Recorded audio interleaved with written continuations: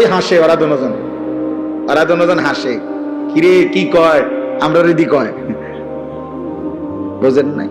হ্যাঁ, অসভ্য তো বুঝে, ওরে যে কয় ও তো বুঝে, ওরে বল। আমি এই জন্য প্রত্যেক দিন বলি, সমবয়সী ভালো হইতে দেয় না। অধিকাংশ ছেলেদের নষ্ট হওয়ার পিছনে মূল কারণ সামান্য ফুলানের লগে চলে, দিন রাত সমবয়সী ওরে গুনার, ও একটু যদিও ভালো হইতে চাইছিল, ওর লগের গুণে ওরে কইছে না, আরে রাত বেটা, অনবয়স অল্প। সমবয়সী বড় দুষ্ট হয়। এই জন্য সামান্যায়, শুধু সামান্যার লগে যদি চলো ভালো হবে, বড়র সাথে চলতে হবে, আল্লাহওয়ালার সাথে চলতে হবে, কোন দিনদার মুত্তাকির কাছে মাঝে মধ্যে যাইতে হবে, নাহলে পারতা না।